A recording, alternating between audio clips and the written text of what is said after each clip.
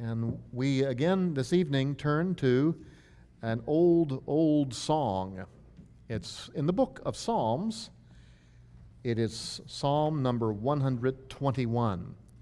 I invite you to take your copy of God's Word and open up to Psalm 121. Let me say right from the beginning that I do not have a visual outline chart handout for you like I like to have. I will have one soon for this. This is a beautiful psalm. I'm looking forward to going through it with you briefly. It's one of the most well-known, and I think you'll come to appreciate it if you're not too familiar with it. In a little bit, we'll read Psalm 121, but let me set up our study by sharing some odd thing that came out of China a couple years ago. You know, when the pandemic hit, the whole world was turned upside down, and one of the most dramatic places for that, of course, was China, where the virus seems to have been originated. Very, very severe lockdowns that they chose to go through, trying to get a 0% transmission rate, a policy that is still in force today. But for all of the hardship that that's created, there was one plus side for Christians that came about. That's because everyone had to wear face masks, and that meant that the facial recognition software that the government has everywhere wasn't working very well. And that meant Christians could gather more easily and weren't in fear of being tagged and flagged under their powerful tracking and surveillance system. You know, as the powers of surveillance grow in our modern world, there is growing unease. Not because the software is bad, it can be very useful, but in the wrong hands, as we see in other parts of the world, it is a very disturbing thing. This psalm talks about a kind of surveillance that should bring us nothing but joy. It's about God's surveying us and seeing us and keeping us in every way we go. 6 times in this psalm, we're going to see that the Lord watches and keeps and protects. Let's read together Psalm 121. The heading says, A Song of Ascents. I will lift up my eyes to the mountains. From where shall my help come? My help comes from the Lord, who made heaven and earth. He will not allow your foot to slip. He who keeps you will not slumber. Behold, he who keeps Israel will neither slumber nor sleep. The Lord is your keeper. The Lord is your shade on your right hand. The sun will not smite you by day, nor the moon by night. The Lord will protect you from all evil. He will keep your soul. The Lord will guard your going out and your coming in from this time forth and forever. God bless to us now the study of His Word. That little heading up above verse 1, a song of ascents, you'll find that 15 times in this part of the Psalms. We looked at the first one of them last week, Psalm 120, and all the way through Psalm 134, they're going to have that same kind of heading. The ascending that this is talking about seems to be for pilgrims as they would go up to Jerusalem. 3 times a year, Israelite men were required, if they were able-bodied and had no other exemption, they were required to make their way to Jerusalem to observe some of the great Hebrew festivals. In the spring, there was the Feast of Unleavened Bread. In the late spring, early summer, there was the Feast of First Fruits, or Pentecost. And then at the end of June, beginning of July, was the Feast of Tabernacles. Great religious holidays where throngs and throngs of people would come to Jerusalem. Jerusalem, which was in the days of Jesus a city of, say, 30,000 people. On the festivals, there would be 150,000 people or more. Great times of excitement. And to get there, of course, there were no planes, trains, or automobiles. You had to walk. And for some people, that meant some extraordinary walks. For some people from the North Country, it might mean up to a week of walking. So it seems that these songs were at least arranged, put together in this collection as sort of a little songbook to help pilgrims as they went. The one that we looked at last week talks about being far and away, being in places far off, foreign lands with angry people who don't care about God and are deceptive and destructive. And as the songs go, we're going to get closer and closer to Jerusalem. This song hints at there's a journey taking place, passing through the mountains on your way. You're going in and you're coming out. And then the next psalm, Psalm 122, there will be a celebration of how good it is to be at Jerusalem. So these are songs for pilgrims. And this idea of pilgrimage, of course, isn't limited in the Old Testament just to going on holiday or for the holidays to the temple, but it came to be used about how life itself was a pilgrimage. And I think we'll find some application of that to our lives. So the psalm we just read, if you're going to take notes, here's one sentence that'll be like an umbrella that covers everything we'll say tonight. Psalm 121 encourages us that we can look to the Lord for help because He most certainly looks after us. We can look to the Lord for help because He most certainly looks after us. This theme of looking or watching is something that unites the psalm, and it's a little bit obscured in our translation, but I'll point it out in just a moment. But there are two unequal halves to this song that we just read. The first two verses is the perspective of the pilgrim. And in those two verses, the pilgrim is looking to the Lord for help in his journey, help in his life as a whole. And then verses 3 through 8, there's another voice. It's someone else talking. They're talking to the pilgrim. They're encouraging him that the Lord is looking after him. And as we read it again, you'll see that change in person as we move from verse 2 to verse 3. Another way to think of it, verses 1 and 2, is the voice of the pilgrim expressing his confidence that God is his helper. And verses 3 through 8 is the voice of others affirming his confidence that God is his keeper. There's a word that's repeated, a Hebrew word that's repeated 6 times here in Psalm 121, and it's the Hebrew word shamar, which is sometimes translated as watch. It's not used in our version, but watch and keep and protect and guard. These are all words of watch care. Just let's look at them together. Come with me to verse 3. He will not allow your foot to slip. He who keeps you, watches you, gives watch care over you. And then in verse 4, behold, he who keeps Israel. There's the second time. Verse 5, the Lord is your keeper, the one who watches you. And then look at verse 7. The Lord will protect you. That's the same word. He will watch you, keep you. And the second part of verse 7, he will keep your soul. Same word. And then verse 8, the Lord will guard your coming. That's the same word. 5 times, 6 times. My counting's not good. 6 times that word's used, this word for watch care. So yes, we can look to the Lord with confidence when we need help because He is looking over us. That's what we'll see in this psalm.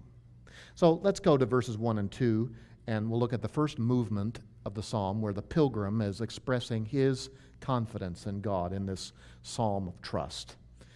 In verses 1 and 2, we learn this, that the Lord is the one to whom we can confidently look. The Lord is the one to whom we can confidently look. And these 2 verses we can break up into 2 parts also. In the first verse, there's this hint that the psalmist is not sure how he is going to get help for his troubles. So I'm going to summarize verse 1 this way. We don't always know how our help will come. He says, I will lift up my eyes to the mountains. From where shall my help come? Lifting up my eyes. Now, that could be a reference to prayer. Sometimes in the Old Testament, lifting up your eyes to the Lord is a reference to seeking Him. That's the idea He is above me, and I am low, I'm humble and needy. I need Him, I look up to Him. It could be that. And perhaps the idea that God dwells on Mount Zion, on that mountain in Jerusalem. But maybe here it's not so much about prayer as it is He's looking out across the path He needs to go. If this is a pilgrim coming from the north, there will be many mountain passes he'll have to go over. You know, mountains are not always great places. They're beautiful to behold, and not so beautiful when you have to walk over them. They can have unknown dangers, natural hazards, hideouts for evildoers. You know, on the other hand, God often met people on mountains in the Old Testament.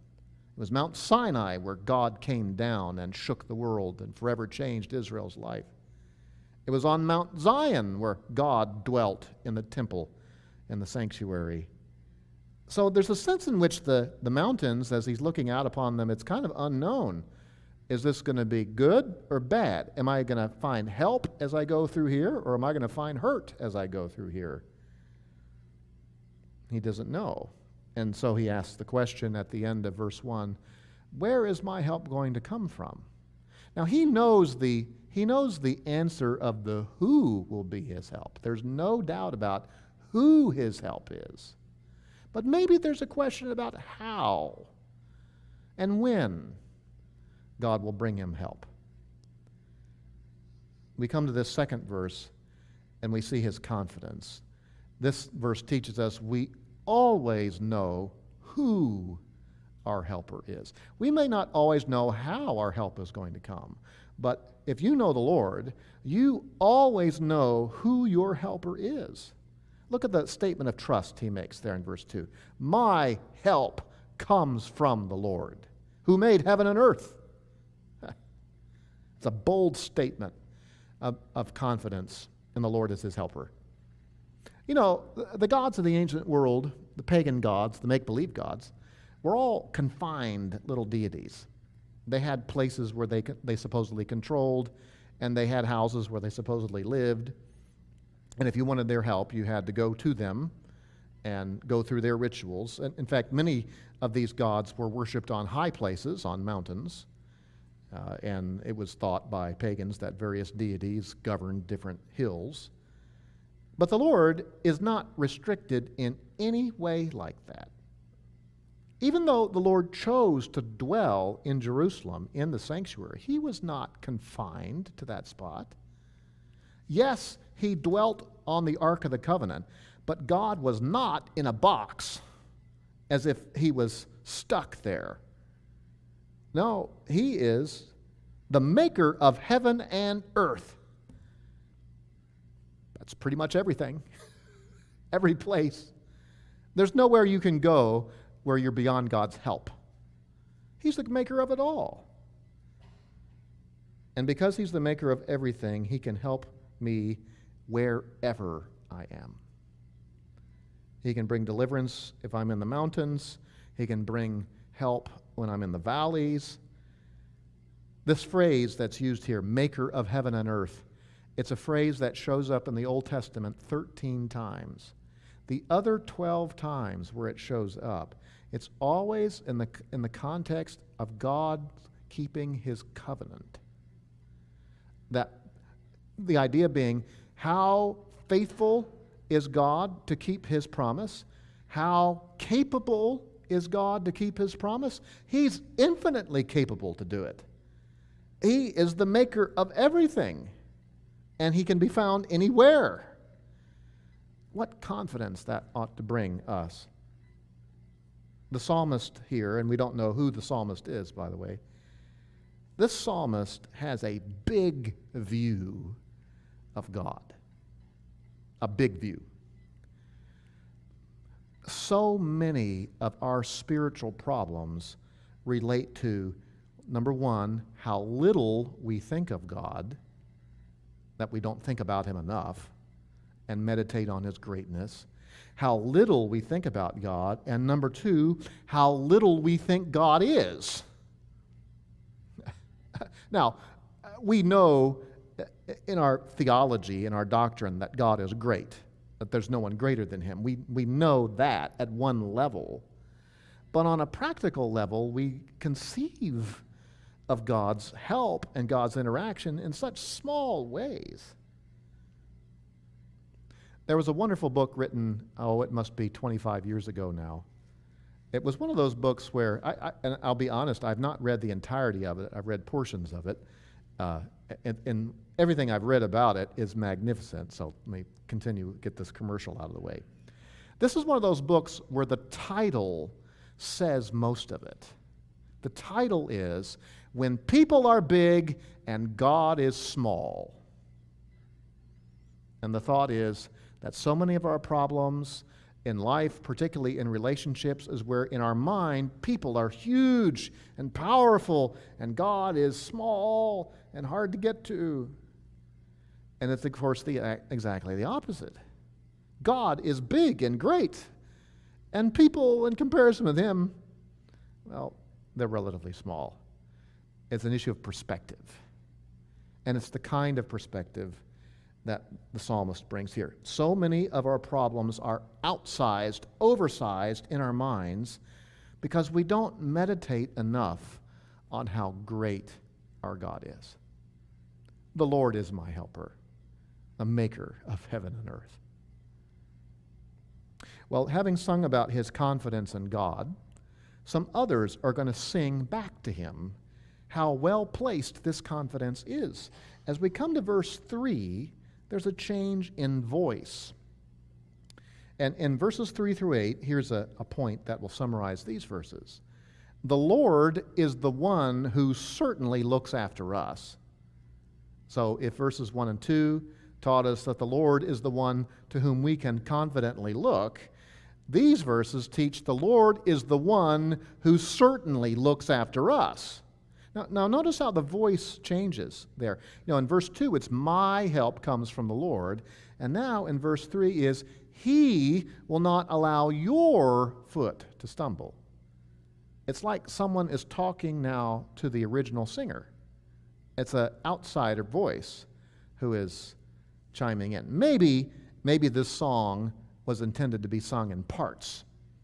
Later on tonight, the choir is going to be rehearsing, and there's times where the men are supposed to shut up and let the women sing, and there's times when the men are supposed to pipe up and the women need to be quiet, and we've got parts. And there are places in the Psalms where the music was written that way. Maybe that's how this would have been sung.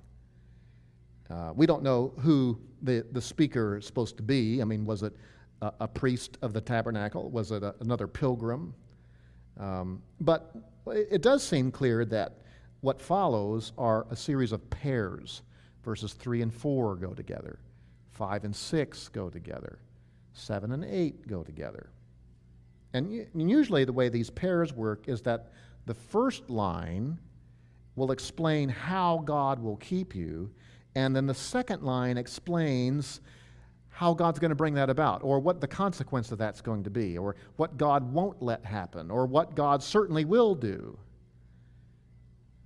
Then the further these lines go, the more dramatic and emphatic it gets, and the more references to the Lord there are. So let's look at verses 3 and 4. It's the first pair in this second half. These two verses, verses 3 and 4, teach about the Lord, that the Lord's care is constant.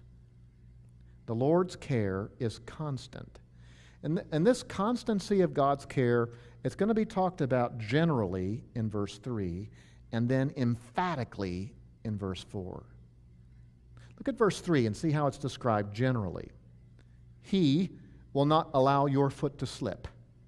He who keeps you will not slumber, letting your foot slip. Now, again, I mentioned earlier, we have all kinds of ways to get around. I don't know if any of you or many of you walked here tonight. I dare say most of us got here through some vehicle, but in ancient days, the vast majority of people walked everywhere. You can imagine the foot problems they had. And you can imagine the concern about tripping, because many times you're going to be carrying a load of some kind. You don't want to trip, especially if you're on a big journey. It can be a terrible problem. Pilgrims walking days to get to Jerusalem would experience all sort of footfall hazards along the way. But you know, people use this as a metaphor as well. The Old Testament often speaks about stumbling as a reference to entering into trouble. Like 1 Samuel 2, verse 9, Hannah said in her prayer that the Lord keeps the feet of his godly ones, but the wicked ones are silenced in darkness, for not by might shall a man prevail. So a pilgrim would appreciate the wording here because it was relevant to his journey, but he couldn't help but think about his life journey also. Here we have the first reference to keeping in this second half of the psalm. He who keeps you, who watches you. God's watch care, we're told, is not limited to hours. You know how it is. There are certain things that you wish were open 24/7, and you think, well, is the drugstore still open? I'm kind of feeling sick, or my wife or my kids are sick, and you pull out your app and it says closed. And you think, ugh. In other parts of the world, it's much more dramatic. I mean, we are blessed with a lot of things that are open around the clock, but in other parts of the world, many things shut down early. God's watch care does not have hours, not limited hours. He never needs to sleep. He is never like us, and he is not like us in that way. He's never worn out, never needs a break, never even needs a nap. You know, the prophet Elijah was on Mount Carmel, and the prophets of Baal were trying to get Baal, the god of thunder, to send down fire, and of course nothing is happening. And Elijah has a little bit of fun with them, and at one point, 1 Kings 18:27, he says, maybe he's fallen asleep. You know, maybe you need to shout a little bit louder so you can wake him up. The Lord's not like that. You and I need to rest. And you know, when we go to sleep, we lock our doors and we make everything secure, but we're very vulnerable when we sleep. The Lord doesn't stop watching and working when we need to stop. This third verse describes this constant care in a general way. And now look at verse 4 and see how it's described emphatically. The same idea, but with more oomph. Verse 4, behold, he who keeps Israel will neither slumber nor sleep. There are a number of things about this verse that are more emphatic. It starts off with, behold, think about this. And not only we find is the Lord keeping me and my family, he's keeping Israel. He's keeping all of his people. That's more emphatic. He doubles the word for sleep. Not only does he not sleep, he doesn't slumber either. You know what the word slumber means? Sleep. It's just another word. And there's also something interesting that is not translatable. In verse 3, when it says he does not sleep, that's a general word for not. It's a general negation. The one that's used here in verse 4 is an absolute negation. He absolutely will not slumber or sleep. How good it is that we have a God who isn't limited as we are in our frailties. You know, the average person, they say, needs 8 hours of sleep. Some of you do better with less than that. Some of you need more than that. That's all right. We're all different. But let's keep that 8-hour average. That means for 1/3 of your life, you are doing nothing. That's a huge amount of time. Now that nothing is important. Don't get me wrong. I'm not trying to lay any guilt trip on you that you should be sleeping less. Maybe you need to sleep more. I don't know. But you're not getting much done other than recuperating. Our God is never a do-nothing God. He's never sidelined or idled. He's able to do what we can't do, and thank God for that. So the Lord's care is constant. That's what we learn in verses 3 and 4. Also, now in verses 5 and 6, the next pair of verses, we see that the Lord's care is critical. The Lord's care is critical. The style of writing here takes a more direct turn. Suddenly, we're going to see the Lord mentioned in the song. But even with that, there's still going to be a move from the more general to the more dramatic in these pairs. So the Lord's care is critical. It's described generally in verse 5. It's going to be described dramatically in verse 6. Generally in verse 5, look at that verse. The Lord is your keeper. The Lord is your shade on your right hand. It's a little more stronger expression. Earlier it was he who keeps you, he who keeps Israel. Now it's the Lord is your keeper. A little more direct. We're told explicitly who the keeper is, Yahweh. And that second line illustrates one of the ways that he does his keeping. He provides shade. Now, we live in a part of the country that can identify with this concern. We live in a hot, sunny part of the world and can appreciate the value of shade against a burning hot sun.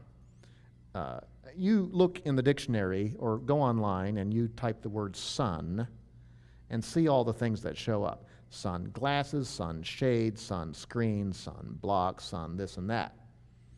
We put things in our windshields, we put things on our windows, we plant trees on our property, all for shade. Those very hot days that we had a couple weeks ago, I saw quite a few people walking down the streets with umbrellas, and there wasn't a drop anywhere because they were trying to shield themselves from that burning hot sun. Israel has weather similar to Southern California in places.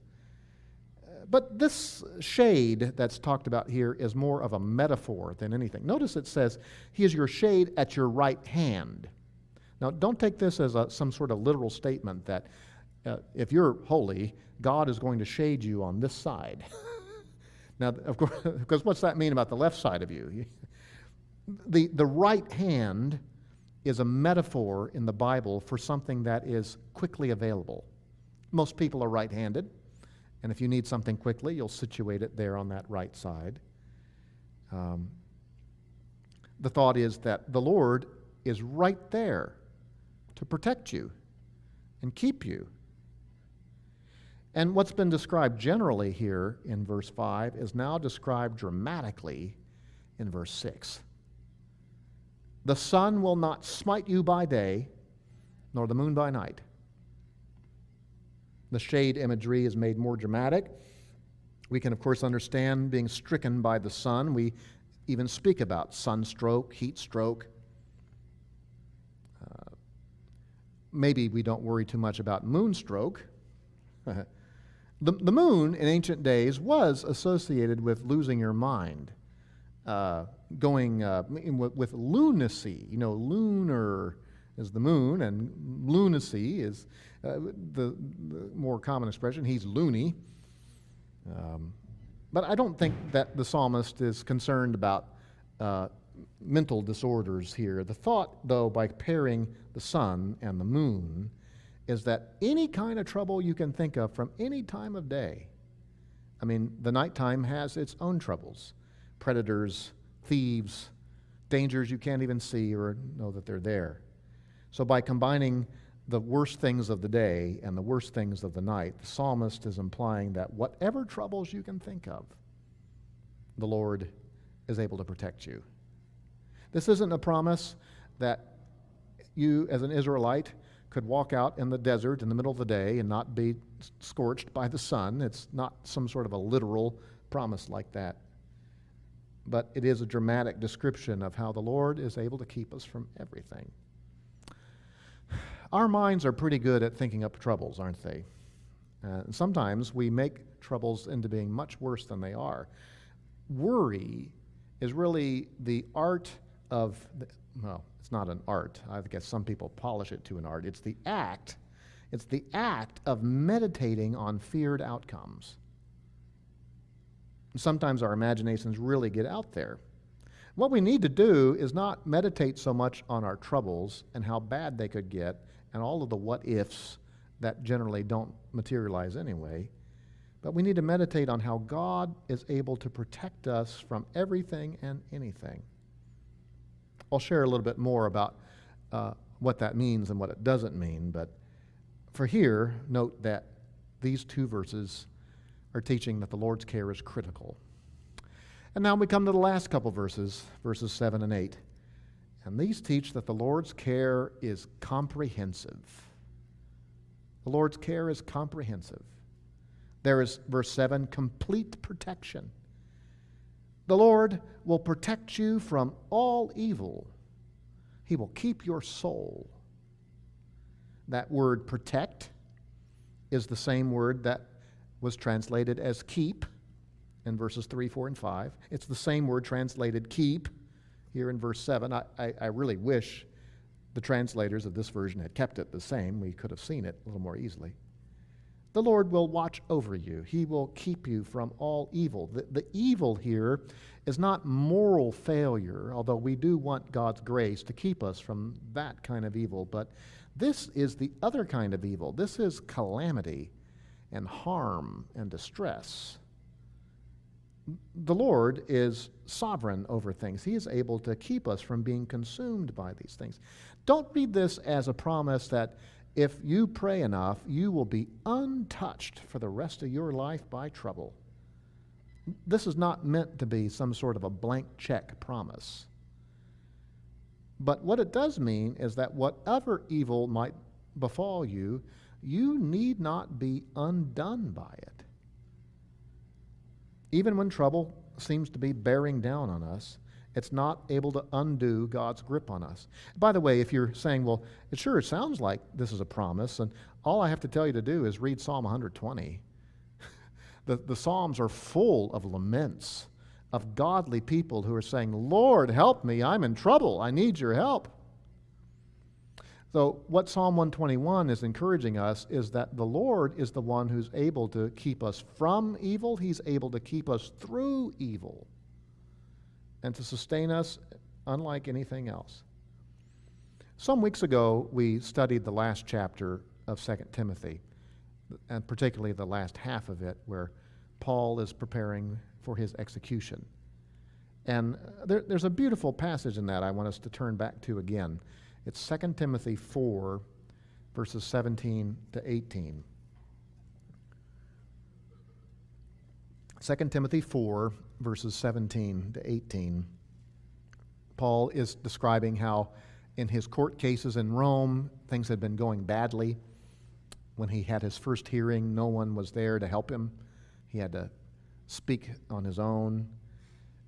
But he says here, 2 Timothy 4, verse 17, "But the Lord stood with me and strengthened me, so that through me the proclamation might be fully accomplished, and that all the Gentiles might hear. And I was rescued out of the lion's mouth. The Lord will rescue me from every evil deed, and will bring me safely to his heavenly kingdom. To him be the glory forever and ever. Amen." So verse 17 is a word of testimony and thanks. The Lord was there. He got me through that awful court case, and he delivered me. I wasn't executed right away. Now, as you read the context, you know what's going to happen. Paul is going to be executed. He will lose the final stage of his court case. He knows that's coming. The time of my departure is at hand. But now look at, that was his testimony in verse 17 about the first part of the trial. Verse 18 is his confidence about his ultimate outcome. Verse 18, the Lord will rescue me from every evil deed. This is language like Psalm 121. But you know what? When Paul wrote this in the Greek text, the word rescued in verse 17 is different from the word rescue in verse 18, as if to imply the kind of rescue he's holding on to is going to be different from what he had before. The Lord kept him from a premature death earlier. the Lord is going to keep him through whatever happens to him next. In fact, look at his expectation. I get to go to the heavenly kingdom. They're going to kill me, yes, but they're not going to kill me. In the end, I have a certain place.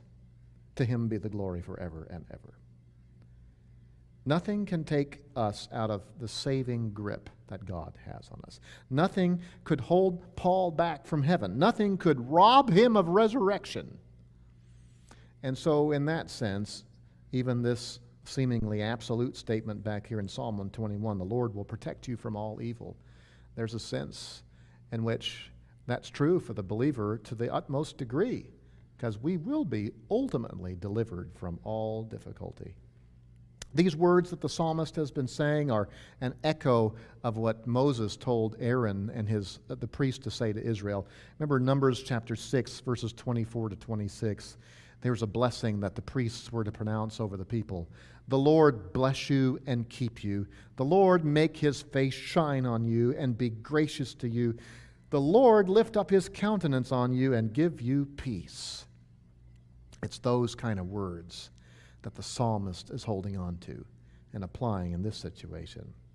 He's taking words from hundreds of years before and making fresh application to him and his pilgrimage in life. There's one more verse to look at in Psalm 121, verse 8. If verse 7 is about complete protection, verse 8 is about continual protection. The Lord will guard, keep, watch. You're going out and you're coming in from this time forth and forever.